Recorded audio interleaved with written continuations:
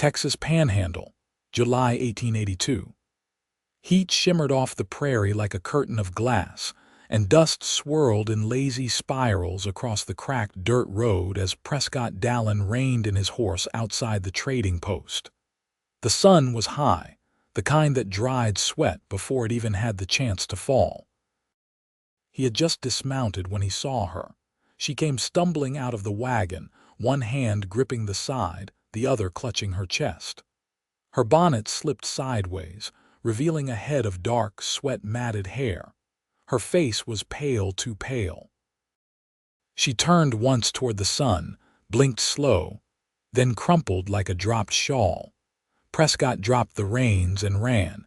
He caught her just as her knees hit the dirt, arms curling around her before she could fully fall. She was light, too light, bones and heat and a heartbeat that fluttered weakly against his chest. "Miss," he said, brushing the hair from her face. "Can you hear me?" Her eyes fluttered open for a breath, then closed again. She did not answer. Prescott looked up and shouted, "Get water!" to the old man at the trading post door, then turned back to the woman in his arms. "I got you," he murmured, lifting her gently. "You are not falling again, not while I am breathing." Her name was Nora Sutton, 22 years old, widow. She woke on a cot in the back room of the trading post, sunlight slipping through the warped window pane. Prescott sat beside her, his hat in his lap, dirt still on his boots and jeans. He had not left her side. "What happened?" she whispered, throat dry. "You fainted outside," he said, handing her a tin cup of water. "You were pushing too hard in this heat." She drank slow, sipped. Her hands trembled. "I had to make it here. I would not have stopped unless I had no choice." Prescott leaned forward. "Why were you alone on that wagon?" "I was not." Her voice cracked. "My boy, Dawson, he is 6. He is out there with the horses. I told him to stay near." Prescott stood immediately. "I will get him." "No, wait," she said, trying to sit up. "He is shy. He will not come to a stranger." "I will not be a stranger for long," Prescott said, and before she could argue, he was gone. He found the boy crouched behind the wagon wheel, knees hugged to his chest, watching the door. Prescott crouched down so they were eye level. "You Dawson," the boy nodded. "I am Prescott. Your ma fainted, but she is doing better now. She wants to see you." The boy stood slowly, brown hair sticking to his forehead. He looked like he had not eaten in a day or two. Prescott reached out his hand. Dawson hesitated, then took it. Back inside, Nora cried when she saw her son. She pulled him into her arms and kissed his hair, whispering something Prescott could not hear. But he saw her shoulders shake. Prescott waited until she settled before he spoke. "Where were you headed?" Nora looked up. "Nowhere anymore. I was trying to get to Fort Elliott. Heard there might be work there. I do sewing, mending, sometimes take in laundry. But the wagon axle cracked yesterday. I tried to push it as far as I could." Prescott looked at the boy, curled up against his mother, then back at Nora. "You should not be out here alone." "I do not have a choice." "Well, maybe now you do." Prescott brought them to his ranch. It was modest, just 2 rooms and a loft, but he had space and land and a well that never ran dry. He let Nora and Dawson take the bedroom while he slept in the barn. He fixed the broken axle on her wagon, bought her flour and beans from town, and brought back a dress in her size without saying a word about it. Nora tried to protest the help. "You do not owe us anything." "I do not," he said, "but I want to." "What for?" He paused. "Because I saw you fall. And I swore you would not fall again." Days passed. Then a week. Nora kept the place clean while Prescott worked the cattle. She cooked dinner, nothing fancy, just cornbread, beans, sometimes potatoes, but he had never eaten meals that tasted like that before. Dawson followed Prescott around the ranch like a shadow, asking questions about horses and ropes and cows. Prescott answered every one evening. Nora came to the barn, holding a tin plate with hot cornbread and fried eggs. "I thought you might be hungry." He wiped his hands on a rag and took the plate, eyes on hers. "Thank you." She hesitated, then said, "You have been good to us. I want you to know I do not take it lightly. You and Dawson are good folks. Anyone with sense would have helped." "No," she said. Most would have looked the other way. He set the plate down and stepped closer. "I did not." Silence stretched between them. The air smelled like hay and summer and something unspoken. Nora looked up at him. "What are you doing, Prescott?" He reached out just barely and tucked a lock of hair behind her ear, his fingers brushing her cheek. "Trying real hard not to fall in love with you too fast." Her breath caught. "And what if you already did?" He looked at her then, really looked. "Then I reckon I will just have to be sure you feel the same before I let myself believe it." She did not speak, but she did not step away either. Instead, she reached out slow, unsure, and touched his chest, right where his heart beat steady under the fabric. "I think I do," she whispered. He covered her hand with his. "You and Dawson," he said, voice low. "You are not alone anymore." The mornings came cooler now, a faint edge to the breeze that hinted at summer's slow surrender. Prescott stood at the fence line, one boot braced against the lowest rail, watching the sorrel mare pick her way through the pasture. Behind him, the cabin door creaked open. Nora stepped out barefoot, her hem brushing the porch planks. She carried a tin basin and set it down carefully beside the rain barrel. Her sleeves were rolled, and the shape of her arms lean from work caught against the light as she dipped her hands into the water. "You always up before the sun?" she asked without turning. Prescott tipped his hat back. "Cattle do not wait, neither do children," she smiled, but her eyes stayed on the basin. "Dawson's still sleepin'. He had a nightmare last night, wouldn't say what about." He left the fence and crossed to her, his steps quiet in the stillness. "He say anything after?" "No." "Just curled up against me and held on till he drifted back off." Her fingers swirled in the water, slow and thoughtful. "He used to sleep through anything. Not anymore." Prescott leaned beside the barrel, arms folded. "Kids carry more than they'll ever put into words. He's always been quiet, but it's different now, like he's waiting for the next thing to go wrong." She looked up at him, the question behind her eyes unspoken. "I'm not going anywhere," he said. "And neither are you." She nodded once. "I know." Later that day, Nora sat cross-legged in the shade of the cottonwood near the barn, stitching Dawson's shirt where the shoulder seam had frayed. Prescott passed by with a coil of rope slung over his shoulder, but paused when he saw her. "You ever use a saddle needle before?" he asked. She looked up, squinting in the light. "I've patched boots, mended bridles. Not much I haven't had to learn." He dropped the rope near the barn door and crouched beside her. "There's a harness I've been meanin' to fix. I could show you how the stitching's done if you've got the time." "I've got time," she said, and set the shirt aside. They worked side by side on the tack bench, her hands steady even as the leather resisted the thread. Prescott watched her from the corner of his eye, how she pressed her lips together when the needle stuck, how she tilted her head to judge the spacing of each stitch. "Where'd you learn all that?" he asked. "My father was a cooper, taught me to keep my hands busy. After he passed, I kept at it." "Meant one less thing to pay someone else for," he nodded. "You got his steadiness," she glanced over. "And you, who taught you to fix things?" He gave a quiet laugh. "Mostly learned by breaking him first." When the harness lay finished between them, she ran her fingers over the final stitch. "It's good work. So's yours." Their eyes met, and something passed between them, quiet, certain. The next week brought a storm that rolled in just after dusk, clouds thick and low, wind sliding across the plains with a warning in its breath. Nora stood at the window, counting the seconds between lightning and thunder. Dawson sat on the floor beside her, clutching the quilt she'd sewn last winter from scraps of her old dresses. Prescott pushed the door shut against the wind and latched it. We're set in. Barns tight, animals sheltered.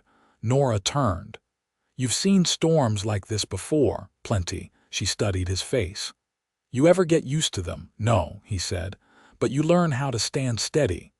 When the wind howled harder, rattling the shutters, she lit a second lantern. I don't like the way it sounds. Makes the walls feel too thin. Prescott crossed the room and crouched before Dawson. How about a story? Something to keep our minds off the noise. Dawson eyed him. What kind of story? One about a man who once got stuck out in a lightning storm with nothing but a wet blanket and a mule with more sense than he had. Nora blinked, then sat down beside them as Prescott began to speak. His voice was slow, dry, threaded with just enough humor to lighten the tension. Dawson leaned in, his shoulders relaxing by inches. When the thunder cracked loud overhead, Nora flinched. Prescott's hand found hers where it rested on the floor. He didn't press, just held it, warm and steady. After the storm passed, they stood on the porch under a sky scraped clean. The grass still glistened with rain, and the air smelled of earth and pine smoke. Nora looked out over the pasture. I used to think peace came from quiet. But now I think it's who you're quiet with that matters. Prescott turned to her. You ever think about staying? She didn't answer right away. Then she reached out and took his hand again, this time without hesitation. I think about it every day. Dawson knelt in the garden row, hands buried in the rich earth, tugging gently at a stubborn tangle of morning glory that had crept up between the squash vines. Prescott crouched beside him, pulling weeds with quiet efficiency. The boy glanced sideways, then asked without lifting his head, You ever been to the ocean? Prescott shook his head. No, can't say I have. Closest I got was the Brazos River, and that was wide enough for me. Dawson nodded, thinking it over. Ma told me she saw it once when she was little. Said the sky touched it like they were holding hands. Prescott straightened, dusting his palms against his thighs. That sounds like her. Dawson's brow furrowed. Do you think we'll ever see it together? If your ma wants to see the ocean again, then we'll find a way. Nora stood a few yards off, hanging linens along the rope line stretched between two cottonwoods. The breeze lifted the edges of the sheets like sails, and she moved with the rhythm of the wind, pinning corners and smoothing edges. Her dress, faded blue now from sun and washing, clung to the curve of her back as she worked. She didn't turn when she said, You two best come wash before supper. I'm not letting you bring half the garden in with you. Prescott couldn't help the low chuckle that escaped. Yes, ma'am. Inside, the table was already set. A chipped bowl of stewed onions and salt pork sat at the center, steam curling upward. Nora moved with practiced ease, ladling portions and passing plates.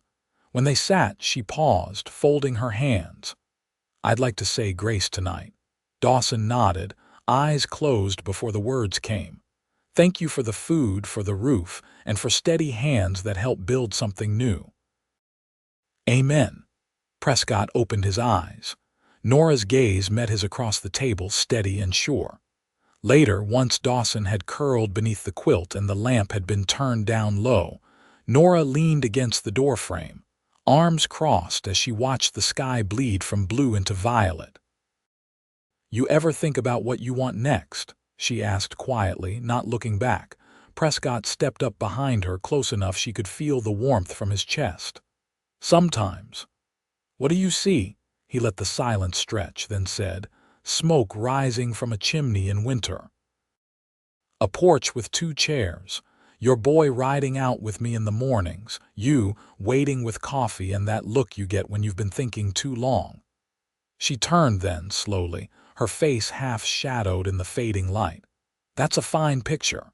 It's not just a picture. It's what I want. She stepped in close enough her forehead brushed his collarbone. I don't know how to be someone's future. I've only ever known how to survive the day I'm in. His hand came up, cradling the back of her neck, thumb stroking the base of her hairline. "Then we start with tomorrow." She tipped her head back, eyes searching his. "Are you sure?" "I was sure the moment I caught you." She drew in a breath, unsteady but hopeful. "And if I fall again, I'll lift you up," he said, voice rough with promise. Every time. The sound of an owl stirred from the trees, low and steady. Nora leaned into him and he wrapped his arms around her, folding her into the quiet night. Neither moved to speak, not in words at least. When they finally stepped back inside, her hand remained in his. Neither let go. The sound of the hammer echoed in the clear morning air, steady and deliberate. Prescott worked beneath the porch awning, setting a new hinge on the door Dawson had run into the week before while chasing after a grasshopper. The boards around the frame had warped in the last rain, and the latch no longer caught right. He'd cut a fresh cedar shim that morning and was fitting it in place when Nora stepped around the side of the cabin, a bundle of dried mint and sage tucked under her arm. "You always fix things before breakfast?" she asked, brushing a loose strand of hair behind her ear with the back of her wrist. He looked up just long enough to catch her gaze. "Only if they're crooked." She smiled, shifting the herbs to her other arm. "I was going to hang these in the kitchen, but if you're mackin' improvements, I could use a shelf above the stove. Something strong enough to hold jars." "I can build that," he said, straightening. "I've got some oak boards in the shed."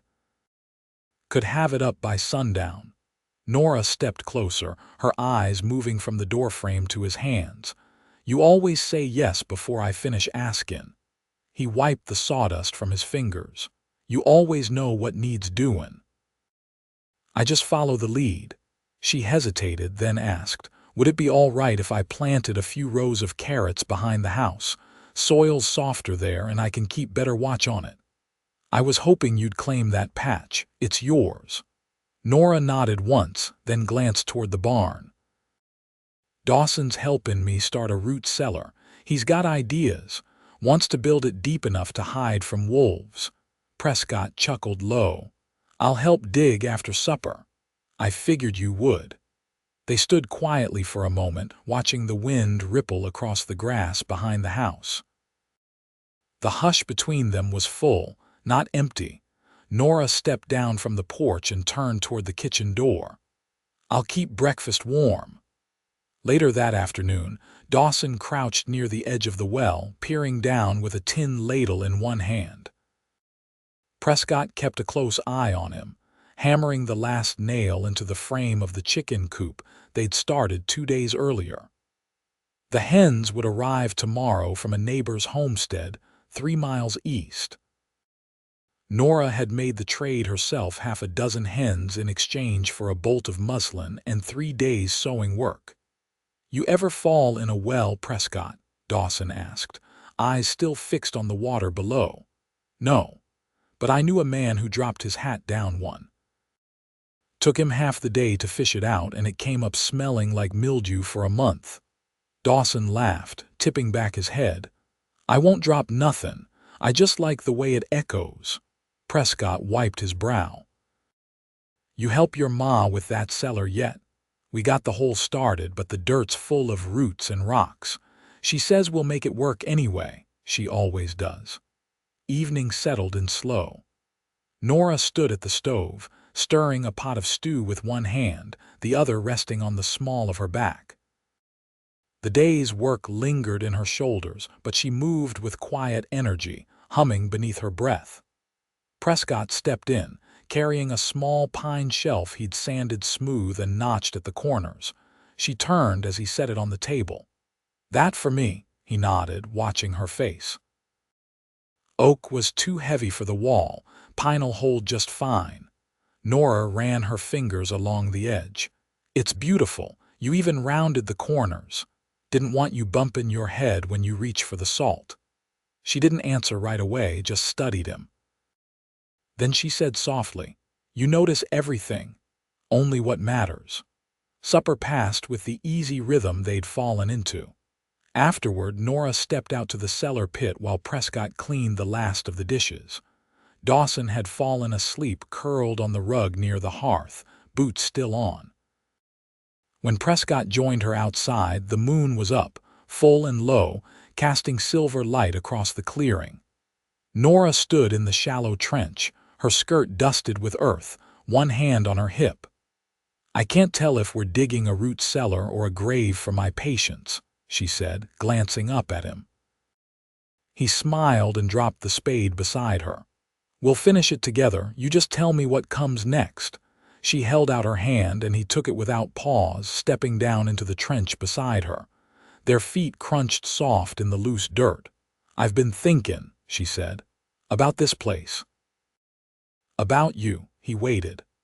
"I've known men who use kindness like a coin, something to trade, but you don't do that. You give it like it's air, like you don't know how to stop." "I don't want to stop," he said. Nora turned toward him, their hands still joined, her fingers tightening slightly. "I want this," she said. "Not just the land or the house. You and me, us."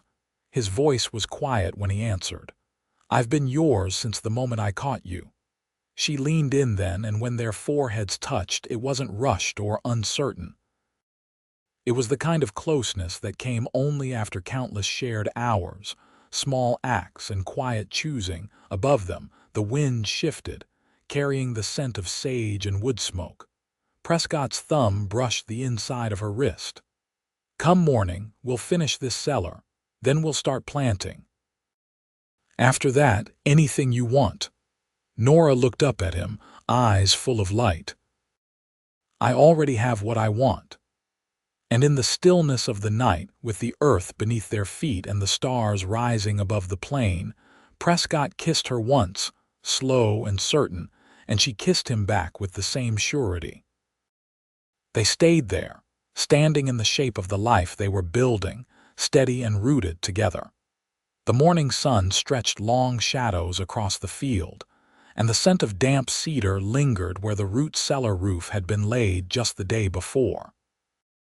Nora stood barefoot on the back stoop, wrist deep in a pail of suds, washing Dawson's shirt from the day he'd found the garter snake in the woodpile. The child's shriek had startled the chickens, two of which still refused to lay near the barn. Prescott stepped around the side of the house with a parcel tucked under his arm, wrapped in rough muslin and tied with twine. She raised an eyebrow as he approached. "You trading secrets with the dry goods man now?" she asked. He set the parcel on the bench beside her. "Not secrets. Just saw something in town that looked like it had your name on it." Nora dried her hands on her apron and peeled back the cloth. Inside lay a bolt of soft brown calico, barely creased, with tiny sprigs of yellow stitched into the weave like dried wildflowers. She blinked once, then again. "This is fine fabric. No one just finds it." "I didn't find it. I asked around. Miss Brambleton at the Mercantile had it set aside for a woman in Wheeler who never came back for it. I bartered for it with fence posts and a full morning breaking her mule of its biting habit." Nora ran her fingers over the cloth's edge. "I never asked for this. I know." She sat slowly beside the parcel, silent for a moment. Then, in a voice that barely carried, "I can make a Sunday dress with this." Prescott crouched beside her. "I hoped you would." That night when Dawson was curled on the cot in the loft with his hands tucked beneath his cheek and the fire burned low, Nora stood at the hearth brushing out her hair. Prescott leaned in the doorway, arms crossed. "I've been thinking," she said, still brushing, "about what to do next harvest." He stepped further inside. "I'm listening. I want to build a second pen, raise a few pigs, maybe take in a cow for butter come spring. I can churn, and Dawson's strong enough now to help with feed. If we run it right, we could trade what we don't use." Prescott nodded slowly. "You want to grow the place?" "I do. If we're going to stay, I want to make it more than just enough to survive. I want it to be something we shape." He crossed the room and took the brush gently from her hand. Then we'll build it together." She looked up at him, her eyes reflecting the firelight. "You never hesitate." "I've had years to learn what matters." Her voice softened. "And what matters now?" He set the brush down and took her hands. "You, Dawson, this land, waking up and knowing where I belong." She leaned her forehead to his chest, her breath steady. "I love you, Prescott." His arms wrapped around her, sure and warm. "I love you too, Nora." They stood that way for a long time, the fire crackling low beside them, the night wrapped close around the cabin walls. By autumn's arrival, the house had changed. A second pen held 2 pigs, and a short fence encircled a patch of herbs and carrots behind the house. Nora wore the brown calico on Sundays, and Dawson had taken to riding the mare along the fence line at dusk, always circling back before the light faded. They were married in early October beneath the cottonwoods, the ones that held the clothesline that first summer. The preacher came from Clarendon, and Nora wore a ribbon in her hair that Prescott had found tucked in her sewing basket. Dawson stood between them, holding a carved wooden ring box Prescott had made from the same oak he'd once planned to use for a shelf. After the vows, Nora pressed her forehead to Prescott's, whispering, "You're my home now," and he answered, "Always." The seasons moved steady from there. Winter brought long evenings by the fire, where Nora read aloud to Dawson from a borrowed Bible, and Prescott carved toys and small tools by lamplight. In spring, they built a chicken coop twice the size of the first, and by summer, Dawson had learned to whistle, though he only did it when he thought no one was listening. They grew what they needed. They traded for what they didn't. And every night, Nora and Prescott stood on the porch as the sky dimmed, hands joined, watching the land settle into quiet. They never left the ranch, never needed more than what they built between them. A life full of work, honesty, and quiet love that deepened with every passing day. And when the years brought lines to their faces and silver to Nora's hair, Prescott still looked at her like he had that first dusk, when she stood in the cellar trench and reached for his hand. Only now, he didn't have to wonder if she'd stay. She already had.